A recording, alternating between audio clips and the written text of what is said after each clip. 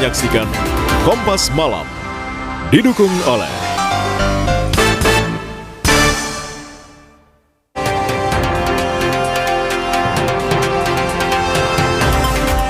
banjir nyaris merendam sebuah desa di Loksmawe, Aceh. Ketinggian air mencapai 3 meter.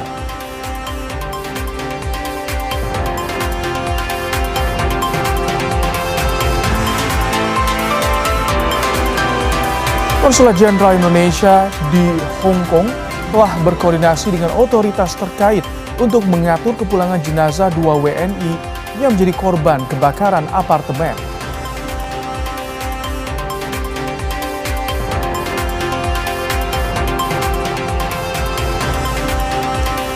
Ex-Dirut ASDP Ira Puspadewi akhirnya bebas dari rumah tahanan KPK setelah mendapat rehabilitasi dari Presiden Prabowo.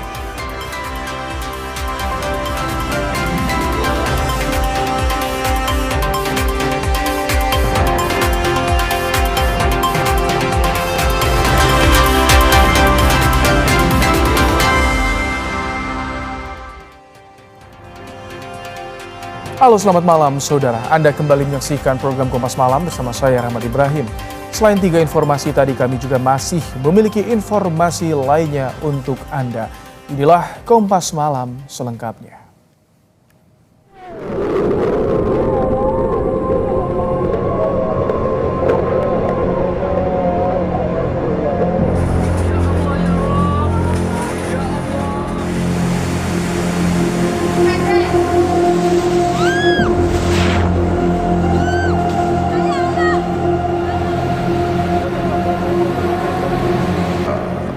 Saat sekarang kita merasakan bahwa ada saudara-saudara kita yang mengalami duka, musibah akibat bencana alam yang terjadi di beberapa tempat di Nusantara kita ini, yang terakhir di Aceh, Sumatera Utara, dan Sumatera Barat.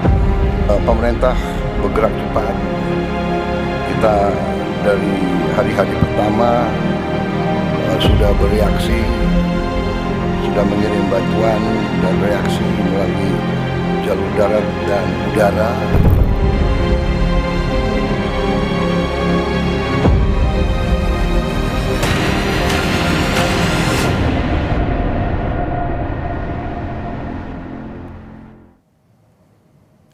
Saudara, banjir dan longsor di 3 provinsi, yakni Aceh, Sumatera Barat, dan Sumatera Utara, menewaskan 174 orang. Upaya penyelamatan terhadap sejumlah warga yang terjebak banjir dan longsor terus dilakukan tim SAR gabungan. Dramatis, seorang warga terjebak banjir di Biren, Aceh dengan bertahan di sebatang pohon menunggu pertolongan. Bantuan pun akhirnya tiba. Di tengah derasnya banjir, tim SAR berhasil menyelamatkannya.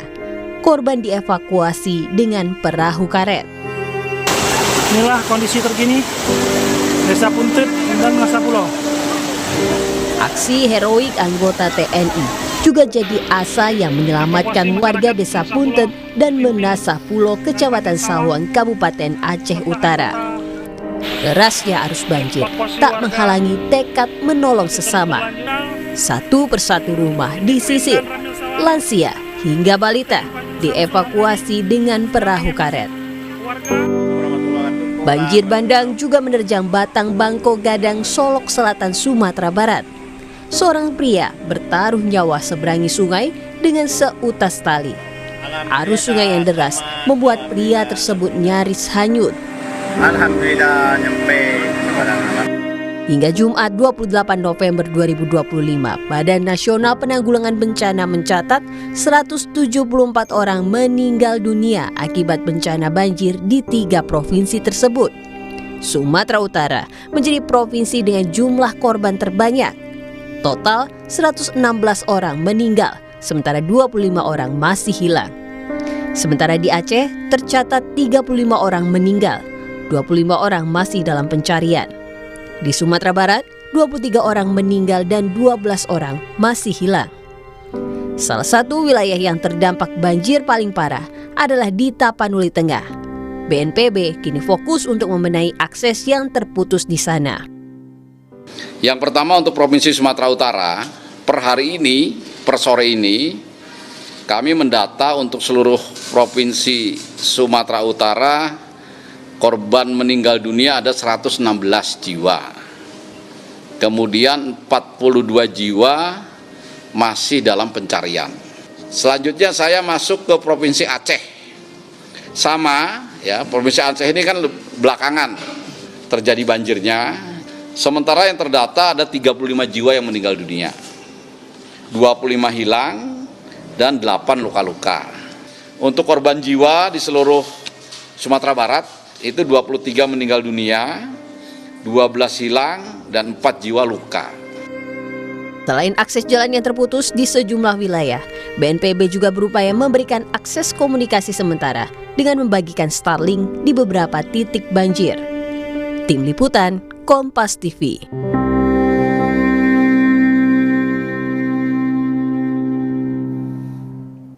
Padang kembali diterjang banjir setelah diguyur hujan deras. Banjir merendam permukiman warga di beberapa titik. Banjir susulan terjadi di Tabiang Banda Gadang, Tunggul Hitam, dan di Kecamatan Pauh. Selain merendam rumah warga, luapan air sungai Gunuang Nago di Kecamatan Pauh juga memutus akses jalan. Hingga Jumat 28 November, jumlah korban banjir dan tanah longsor di Provinsi Sumatera Barat bertambah menjadi 25 orang, 11 orang hilang dan 4 orang luka-luka.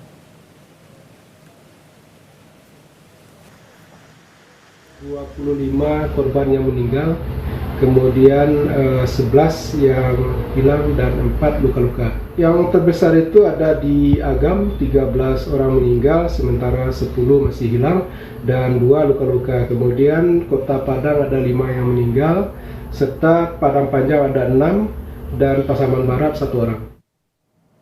Banjir bahkan nyaris merendam sebuah desa di Loksmawe, Aceh, saudara.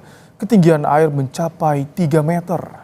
Desa Ujung Pacu, rumah sekolah SD di belakang. Tugas gabungan menyusuri permukiman warga di Desa Ujung Pacu, Kecamatan Muara 1, Loksmawe, memastikan pertolongan bagi warga.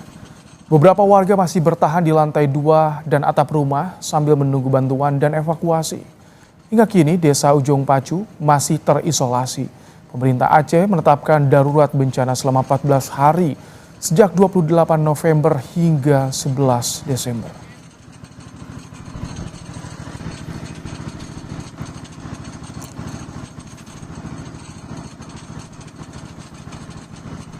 Situasi terkini terkait penanganan banjir bandang dan longsor di Sumatera Utara, saudara. Kita akan bahas bersama dengan Kepala Bidang Penanganan Darurat BPBD Sumatera Utara, Yuyun Karseno. Assalamualaikum, selamat malam Bu Yuyun. Waalaikumsalam, selamat malam Mas. Baik. Bu Yuyun, ini hujan deras tampaknya masih mengguyur beberapa wilayah di Sumatera Utara. Bagaimana saat ini kondisi di Sumatera Utara keseluruhan? Mana yang paling parah terdampak hingga saat ini Bu Yuyun? Saat ini kalau dibilang terdampak paling parah, kita bingung ya Mas membedakannya, karena beda-beda. Di Langkat sekarang ini luar biasa parahnya, tidak bisa dilalui, termasuk Besilam, Besitang, yang jelas daerah menuju ke Aceh itu putus total. Nah, begitu juga di Kota Medan, sekarang banjir sudah beralih ke Marelan. Di Marelan itu tinggi air sudah hampir 2 meter. Begitu juga yang di Tebing dan Serdang Bedagai, Mas. Nah, di antara semua yang terparah ini yang paling banyak memakan korban jiwa, yaitu ada di Tamsel. Barusan saya mendapat laporan malam ini ada penambahan 44 korban lagi, Mas. Ini malam, barusan saya dapat info. Itu yang ada di Tamsel. Lain lagi yang di Sibolga dan Takteng. Begitu, Mas. Tadi jalur Langkat terputus, Sibolga Tapanuli juga terputus. Bagaimana penanganan korban sejauh ini Bu Yuyun? seperti apa upayanya? Untuk di Langkat sendiri, ini malam teman-teman BPBD Langkat masih melakukan evakuasi terhadap masyarakat yang terdampak korban banjir. Namun ada yang belum tertangani seperti di Besilam karena tidak bisa dilalui oleh kendaraan sehingga akses menuju ke sana susah, Mas. Nah, untuk di Tapanuli Selatan sendiri pekerjaan sudah ada yang selesai, namun itu pun jalan masih terputus dari Batang Toru menuju ke Tapanuli Tengah. Nah, sampai saat ini dan mungkin sampai ke depan selesai semuanya, sampai mulai dari kemarin, pekerjaan untuk pembersihan material longsor masih terus berlangsung dan alat-alat berat pun sudah banyak didatangkan, baik di daerah Tapanuli Utara, Tapanuli Selatan, maupun dari Tapanuli Utara ke Sepiro sekarang ini. Bu Yuyun, tapi untuk daerah yang tadi terisolir sudah dipetakan, sudah didirikan posko pengungsian? Yang terisolir itu Sibolga dan Takteng, Mas. Ada pengungsian di sana. Informasi yang didapatkan sudah ada pengungsian di sana.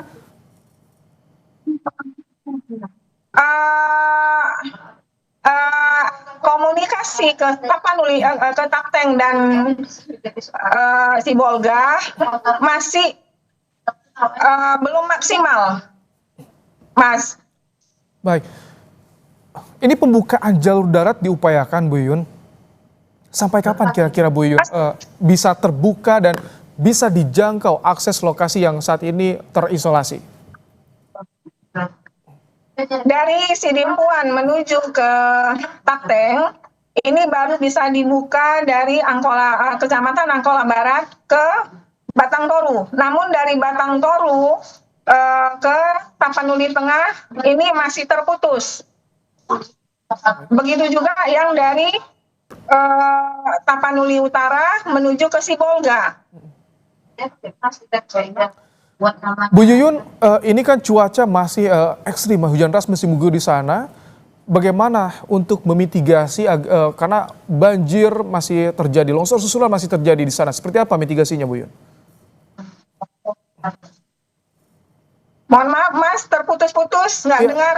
Ini kan masih cuaca buruk masih terjadi, mitigasi untuk banjir dan juga longsor susulan bagaimana di sana, Bu Yuyun? Tadi kami sudah berkomunikasi sebentar, walaupun sebentar, sama teman-teman yang ada di Sibolga. Sudah 2 hari ini tidak turun hujan. Mudah-mudahan harapan kita ya tidak akan terjadi longsor. Ini harapan kita. 2 hari ini tidak ada hujan.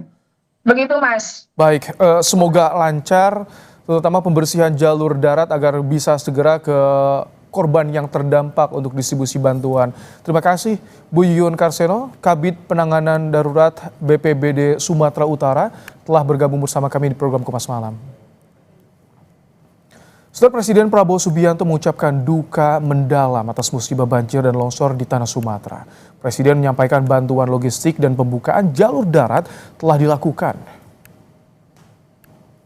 Saat sekarang kita merasakan bahwa ada saudara-saudara kita yang mengalami duka, musibah akibat bencana alam yang terjadi di beberapa tempat di Nusantara kita ini, yang terakhir di Aceh, Sumatera Utara, dan Sumatera Barat. Tentunya kita berdoa agar mereka senantiasa dilindungi oleh Yang Maha Kuasa, diringankan duka dan penderitaan mereka. Pemerintah bergerak cepat. Kita dari hari-hari pertama sudah bereaksi, sudah mengirim bantuan dan reaksi melalui jalur darat dan udara tetapi memang kondisinya sangat berat, banyak yang terputus, cuaca juga masih tidak memungkinkan, kadang-kadang juga helikopter dan pesawat kita sulit untuk mendarat. Tadi pagi kita telah berangkatkan 3 pesawat Hercules C-130 dan 1 pesawat A400. Untuk kesekian kalinya kita kirim bantuan dan terus-menerus kebutuhan mereka di lapangan kita dukung. Badan Nasional Penanggulangan Bencana membuka saluran bantuan atau hotline kepada masyarakat yang kesulitan mencari keberadaan anggota keluarga terdampak banjir dan longsor di Aceh, Sumatera Utara, dan Sumatera Barat. Kepala Pusat Data Informasi dan Komunikasi Kebencanaan BNPB Abdul Muhari menyampaikan BNPB membuka kanal informasi bencana di Sumatera via WhatsApp di nomor ponsel 0811 6164 5500. BNPB juga meminta penyedia layanan telekomunikasi segera memperbaiki sarana dan prasarana di wilayah terdampak bencana. Hingga kini warga terdampak hingga otoritas terkait masih sulit melakukan komunikasi imbas banjir dan longsor. Posko utama BNPB di Tarutung membuka hotline nomor di 0811 6164 5500. Saya ulangi, 0811 6164 5500. Untuk mempercepat penanganan gangguan listrik di Aceh akibat cuaca buruk, PLN akan membangun 5 tower emergency.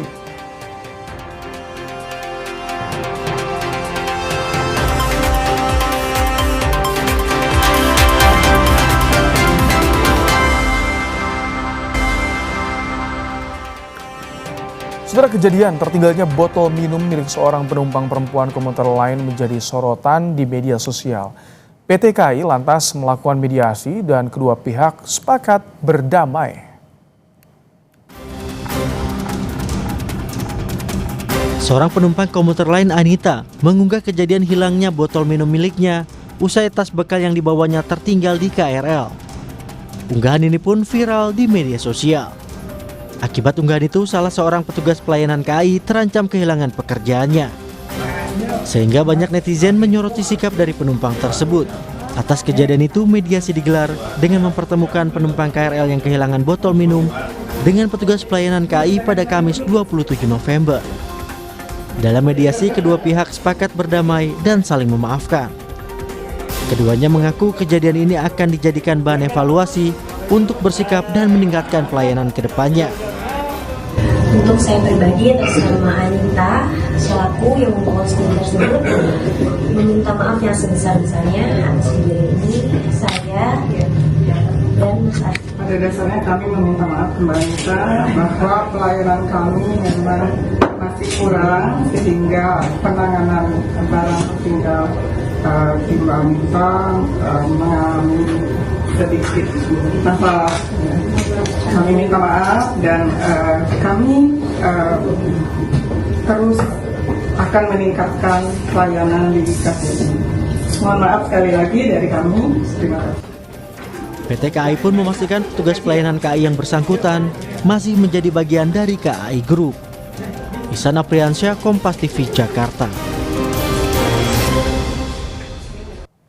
Saudara, Polda Metro Jaya mendalami kemungkinan peran pihak lain atas kasus kematian anak Alvaro Kiano Nugroho. Polisi juga menyiapkan program trauma healing untuk keluarga Alvaro.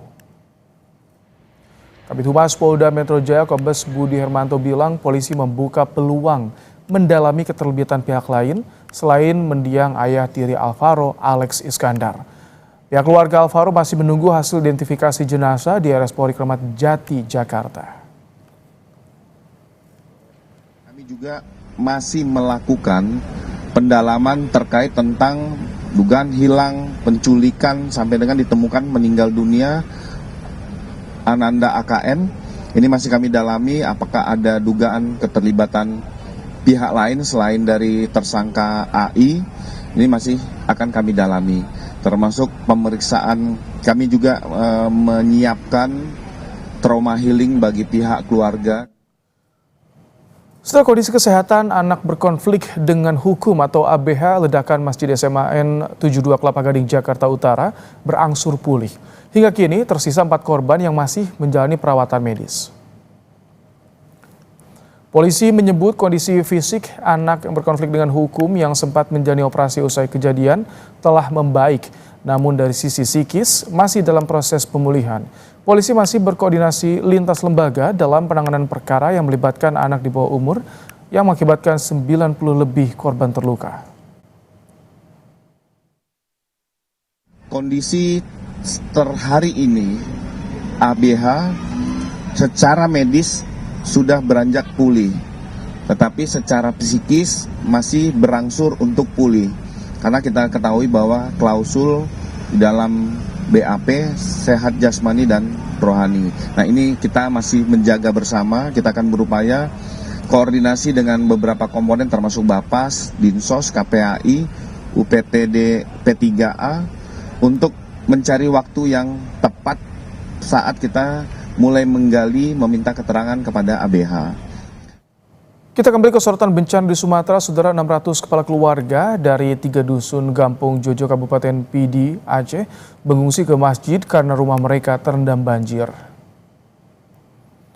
Masjid di Kampung Jo jadi salah satu titik pengungsian bagi korban banjir di Pidi, Aceh. Sudah 3 hari warga terdampak banjir bertahan di pengungsian. Korban banjir butuh bantuan logistik termasuk selimut dan popok bayi.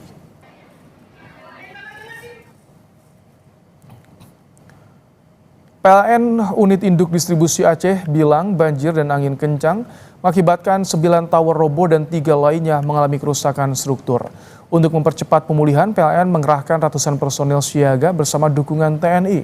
PLN akan membangun 5 tower emergensi sebagai solusi percepatan penanganan gangguan listrik di Aceh. Kencang tersebut mengakibatkan 9 tower WSTT 150 kV terdampak, di mana 9 tower roboh dan 3 lainnya mengalami kerusakan struktur. Dampaknya memang signifikan bagi keandalan pasokan listrik. Kami melakukan langkah ekstraordinari respon. Kami telah mengerahkan ratusan personel siaga beserta dukungan full dari teman-teman dari TNI, beserta puluhan unit alat berat, serta membangun 5 tower emergensi nantinya sebagai solusi percepatan. Untuk mengetahui bagaimana kondisi korban banjir di kawasan Pidi Aceh, kita sudah terhubung bersama dengan jurnalis Kompas TV, ada Mustajab dan Putra Perwira Lubis. Selamat malam, Mustajab. Bagaimana saat ini warga yang mengungsi? Apakah bantuan sudah sampai di sana? Ya, Rama dan juga saudara, memang betul di kawasan Pidi hingga ke Pidi Jaya. Ini 2 kabupaten yang berdekatan yang juga menjadi daerah dengan kejadian banjir sejak Rabu lalu. Dan dapat kami sampaikan dulu bagaimana kondisi terakhir di 2 daerah ini pada malam ini, termasuk soal kelistrikan yang ada di Pidi dan di Pidi Jaya. Malam ini sebagian memang sudah menyala, baik di Pidi maupun di Pidi Jaya, yang menjadi salah satu kawasan yang cukup parah dari banjir di Aceh dalam 3 hari terakhir. Begitu juga dengan jaringan seluler juga belum terlalu pulih di beberapa lokasi, memang belum bisa menjangkau jaringan seluler yang baik. Nah, sementara itu malam hari ini kami berada di salah satu titik pengungsian di Kabupaten Pidi, yaitu di Masjid Kemukiman Alubate di Kecamatan Mutiara Timur di Kabupaten Pidi. Ini menjadi salah satu tempat bagi 600 kepala keluarga di 3 dusun di Gampung Jojo yang harus mengungsi di sini, yaitu warga di Dusun Jojo, kemudian Menasah Kumbang, dan juga Menasah Pagar, yang mereka mengungsi ke Masjid Alubate ini. Sudah 3 hari mereka bertahan di sini. Dan untuk warga atau yang mengungsi di sini juga sudah tersedia dapur umum yang melayani masyarakat atau warga di 3 dusun di Kampung Jojo, Kecamatan Mutiara Timur ini. Mereka berada di sini. Nah, tapi ada bantuan yang diharapkan oleh para pengungsi selain pangan dan dapur umum yang sudah tersedia di sini, di antaranya memang popok bayi dan juga lansia. Mereka juga butuh selimut di sini, dan kalau malam hari mereka mengeluhkan banyak nyamuk. Hingga tadi juga sempat mengatakan mereka butuh obat nyamuk agar mereka di sini juga cukup nyaman tinggal di masjid ini dalam beberapa hari ke depan. Karena kondisi rumah mereka yang berdampak banjir, walaupun hari ini sudah surut karena cuaca 2 hari juga di Aceh sebagian tidak hujan, tetapi mereka belum bisa untuk kembali ke rumah karena kondisi rumah mereka ya tertimbun lumpur yang cukup tebal, antara 1 hingga 2 meter, hingga mereka belum bisa berbuat apapun karena termasuk juga barang-barang atau harta benda mereka tidak bisa diselamatkan, Rahmat. Baik, Mustajab, tadi ketika Anda menyinggung soal kebutuhan listrik dan juga jaringan komunikasi, tower emergency yang disiapkan apakah sudah optimal? Kalau misalkan belum, itu warga bagaimana solusinya untuk mengatasi kebutuhan listrik dan telekomunikasi di sana? Ya, informasi terakhir bahwa kemarin pihak PT PLN sudah mengirimkan material untuk membangun tower darurat sementara karena ada 9 tower transmisi 150 kV di ruas Arun Biren yang roboh, dan juga ada 3 tower yang berdampak lainnya yang kemudian membutuhkan pemulihan lebih cepat. Nah, informasinya bahwa bila di kawasan transmisi yang roboh itu tidak bisa dilalui jalan darat, kemudian PLN sampai hari ini tadi informasinya menunggu kedatangan helikopter yang akan membawa material dari titik di Banda Aceh menuju ke tempat pembangunan tower sementara. Nah, untuk memenuhi kebutuhan listrik masyarakat di sini, di sebagian masyarakat ada yang sudah dapat menikmati listrik, tetapi di sebagian juga belum. Jadi belum memang 100% normal di seluruh kabupaten. Informasinya memang ada 18 kabupaten yang terdampak soal listrik ini, baik mulai dari Banda Aceh ke jalur timur Aceh hingga ke Kabupaten Aceh Tamiang. Kemudian di wilayah barat selatan, mulai dari Aceh Jaya hingga ke Singkil. Nah, termasuk di Banda Aceh dan Aceh Besar yang menjadi ibu kota provinsi Aceh yang listriknya juga belum normal. Beberapa tempat juga belum nyala hingga hari ketiga listrik padam sejak bencana banjir dan kondisi intensitas hujan yang sangat tinggi di Aceh dalam beberapa hari terakhir, 3 hari yang lalu, Rahmat.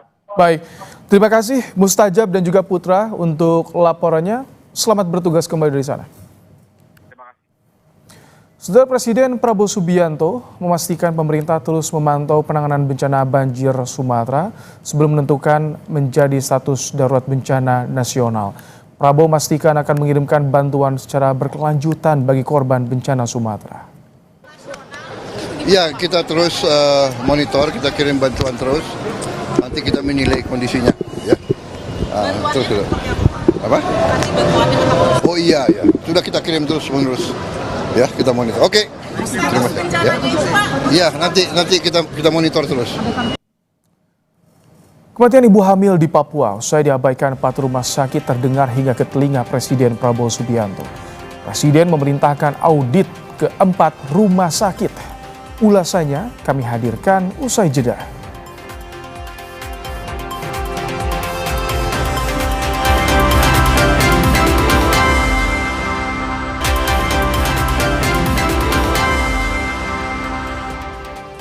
Kisah pilu kematian ibu hamil di Papua setelah diabaikan 4 rumah sakit terdengar hingga ke telinga Presiden Prabowo Subianto.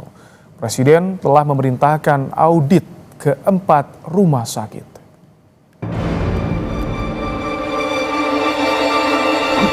Kami lari masuk, petugas kasih lapor, dan Bapak ke kasir dulu. Ke kasir, kadang kami ceritakan, padahal si pasien ini menderita sekali dalam mobil. Segera lakukan perbaikan audit. Lakukan aksi 1000 lilin akan kami bakar pada malam hari ini.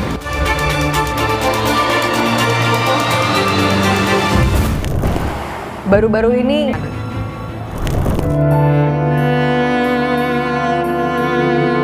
harapan keluarga Neil Castro KB untuk menyambut kehadiran anggota keluarga baru pupus sudah. Neil pulang membawa jenazah sang istri, Iren Sokoy, dan bayi dalam kandungannya.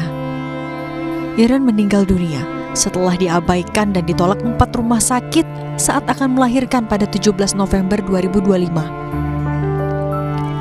Perjalanan Iren dimulai dari RSUD Yowari, lalu ke RS Dian Harapan, RSUD AB Pura, hingga RS Bayangkara. Keempat rumah sakit menolak dengan berbagai alasan, mulai dari dokter spesialis cuti, rujukan tanpa koordinasi, dan kamar BPJS penuh, hingga harus menyediakan uang 4 juta rupiah untuk kamar VIP. Namun, salah satu rumah sakit yakni Dian Harapan membantah menolak pasien. Kalau BPJS kan ada ruangan-ruangan untuk BPJS, karena memang udah penuh sekali, jadi dia bilang yang ada tuh VIP saja. 3-4 juta kamu bayar dulu. Iya, dia bilang belum tentu ada dokter, katanya begitu. Ketung karena takut nampaknya sudah sesak, jadi lari lagi ke Dok 2. Gubernur Papua, Matius Derek Fakiri, mendatangi rumah keluarga Iren untuk minta maaf. Matius mengakui kasus yang dialami Iren adalah bukti bobroknya tata kelola rumah sakit di Papua dan berjanji akan evaluasi. Ulang kali bicara dengan tegas, pelayanan kesehatan itu tidak boleh tawar-menawar lagi. Sehingga kejadian duka ini, itu duka kami semua yang ada di Provinsi Papua. Layanan kesehatan bagi ibu dan anak jangan coba-coba main-main. Kisah pilu yang dialami Iren terdengar hingga telinga Presiden Prabowo Subianto. Presiden memerintahkan Menteri Dalam Negeri Tito Karnavian untuk mengaudit 4 rumah sakit penolak Iren. Saya melapor pada beliau. Jadi antaranya itu perintah beliau untuk segera lakukan perbaikan audit, dan saya sudah nyampaikan, saya sudah komunikasi dengan gubernur, sudah. Saya minta gubernur, begitu saya dapat informasi, gubernur Pak Matius Fakiri sesegera mungkin ke rumah korban, keluarga korban, semua dibantu. Yang kedua, melakukan audit internal, masalahnya di mana. Ya, dikumpulkan rumah sakit itu, termasuk juga pejabat-pejabat yang di dinas kesehatan dan lain-lain, baik provinsi, kabupaten, dan juga yang swasta. Kementerian Kesehatan pun menurunkan tim audit dan mengidentifikasi 4 faktor krusial di balik kasus kematian Iren Sokoy dan bayi di kandungannya, yaitu kekurangan dokter spesialis dan anestesi, pemeliharaan fasilitas medis yang tidak optimal, ketidakpatuhan prosedur, dan kelemahan sistem rujukan pasien. Kemenkes juga menegaskan, undang-undang melarang rumah sakit menolak menangani pasien yang sedang dalam kondisi darurat. Rumah sakit itu dilarang, sekali lagi dilarang menolak pasien dalam keadaan atau kondisi kegawat daruratan. Dan untuk itu maka nanti dinas kesehatan ya sebagai pihak pemberi izin akan melakukan pendalaman lagi, dan sanksi ini mulai dari yang terberat ya, pencabutan izin rumah sakit ya, sampai dengan pembinaan-pembinaan yang lebih lanjut dilakukan, termasuk kepada direktur dan penanggung jawab rumah sakit tersebut. Kasus tragis Iren Sokoy sekaligus menyoroti tantangan serius dalam sistem kesehatan, terutama untuk ibu hamil di Papua. Data sensus penduduk 2020 menyebutkan, angka kematian ibu di Papua jauh melampaui rata-rata nasional, yaitu 565 per 100.000 kelahiran. keberhasilan pembangunan tidak semata hanya infrastruktur, tapi juga soal hadirnya pelayanan publik yang benar-benar berpihak pada masyarakat. Harapannya, audit yang diperintahkan oleh Presiden Prabowo Subianto tidak berhenti pada siapa yang salah, tapi menjadi langkah awal perbaikan sistem kesehatan di Papua dan Indonesia keseluruhan. Publik pun menanti janji Presiden Prabowo untuk mengejar ketertinggalan Indonesia di bidang kesehatan. Tim Liputan, Kompas TV, Jakarta. Konsulat Jenderal Indonesia di Hong Kong telah berkoordinasi dengan otoritas terkait untuk mengatur kepulangan jenazah 2 WNI yang menjadi korban kebakaran apartemen.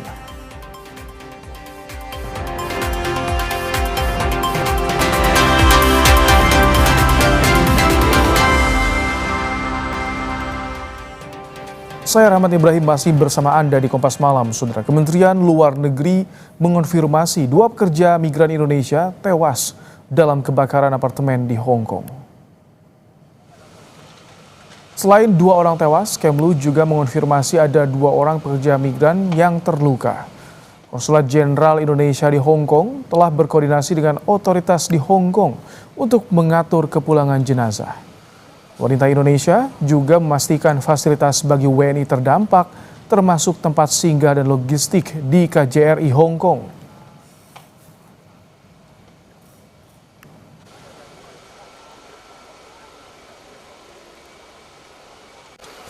Dari hasil koordinasi intensif KJRI Hong Kong dengan Hong Kong Police Force, diperoleh informasi hingga saat ini 2 orang WNI dinyatakan meninggal dunia dan 2 orang lainnya mengalami luka-luka. Semua korban merupakan pekerja migran Indonesia sektor domestik. KJRI Hong Kong terus berkoordinasi dengan otoritas setempat serta pihak-pihak terkait lainnya untuk memantau perkembangan situasi dan memberikan pendampingan lanjutan kepada WNI yang terdampak, termasuk penyediaan tempat singgah sementara dan logistik pada gedung KJRI Hong Kong. Kompleks apartemen Wang Fu Court di distrik Tai Po, Hong Kong terbakar, 128 orang tewas dan 200 lainnya hilang. Polisi masih menyelidiki penyebab kebakaran. Otoritas tempat menyebut kebakaran kompleks apartemen ini jadi yang terburuk di Hong Kong dalam 80 tahun terakhir.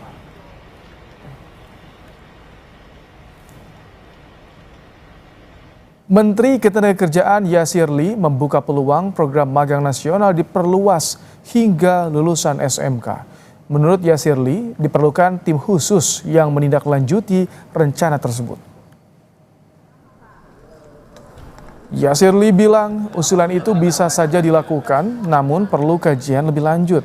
Yasir Lee juga mengungkap tantangan para pelaku magang, yakni karena perusahaan yang akan memilih sendiri kandidatnya sesuai kriteria.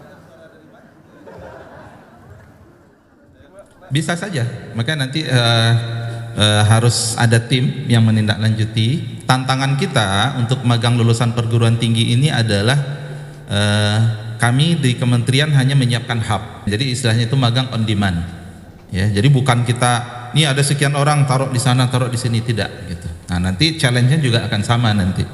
Ya, bagaimana perusahaan itu dia butuh lowongan seperti apa, lulusan apa tadi, SMK misalnya, kemudian dipilih, kemudian dia menseleksi dan seterusnya. Mantan Dirut PT SDP Indonesia Ferry Persero Ira Puspa Dewi bebas dari rumah tahanan Merah Putih KPK Kuningan Jakarta pada Jumat sore. Ira bebas setelah proses administrasi dan surat rehabilitasi dari Presiden Prabowo Subianto diterima KPK. Bebasnya Ira langsung disambut keluarga dan tim kuasa hukum yang telah menunggu di area rutan KPK. Selain Ira, terdapat 2 terdakwa lainnya yang juga dibebaskan dari rutan KPK, yaitu Direktur Komersial dan Pelayanan PT ASDP 2019-2024 Muhammad Yusuf Hadi dan Direktur Perencanaan dan Pengembangan PT ASDP 2020-2024 Hari Muhammad Adi Caksono. Izin kami bertiga menyampaikan yang pertama, syukur kepada Allah Subhanahu wa Ta'ala atas limpahan karunia-Nya yang luar biasa bagi kami. Kedua, kami menghaturkan terima kasih dan apresiasi setinggi-tingginya kepada Bapak Presiden Prabowo Subianto yang telah berkenan menggunakan hak istimewanya dengan rehabilitasi bagi peserta kami. Harapan kami ke depan, semoga tatanan hukum di negeri kita tercinta ini dapat memberikan perlindungan yang lebih baik bagi para profesional.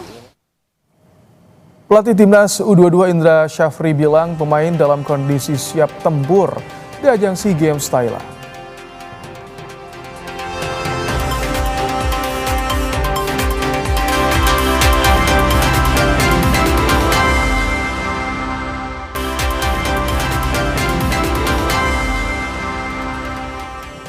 19 pemain timnas U22 dan tim pelatih berangkat lebih awal menuju Thailand untuk menghadapi SEA Games 2025. Pelatih timnas U22 Indra Syafri bilang pemain dalam kondisi siap tempur di ajang olahraga multi cabang 2 tahunan itu.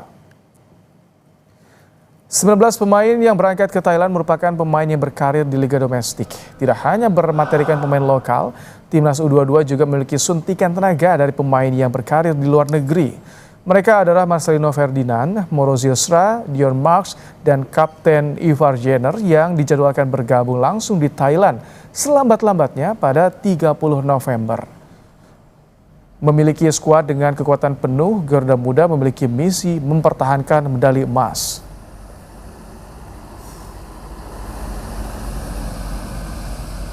Berangkat dengan jumlah pemain yang dari sini 19 pemain, nanti ada 4 pemain abroad yang akan datang lusa. Kita akan bikin priorisasi sebaik mungkin untuk bisa nanti setiap pertandingan kita mencapai penampilan terbaiknya.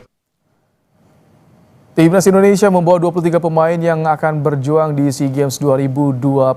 Ada nama Cahya Supriyadi, Dava Fasya, Muhammad Ardiansyah di posisi penjaga gawang. Lini pertahanan diperkuat Frankie Misah, Rui Darwis, Raka Cahyana, Doni Tripamungkas, Kakang Rudianto, Kadek Arel, Dion Marks, dan Muhammad Ferrari. Di gelandang dihuni oleh Raihan Hanan, Ivar Jenner, Tony Firmansyah, Ananda Raihan, Sadari Faris, dan Rivaldo Pakpahan. Sementara nama juru gedor timnas dipercayakan pada Jens Raven, Moro Zilstra, Hoki Caraka, Rafael Struik, Rahmat Arjuna, dan Marcelino Ferdinand.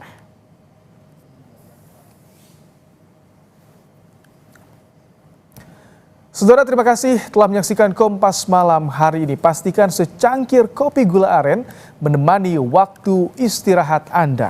Saya Rahmat Ibrahim. Sampai jumpa.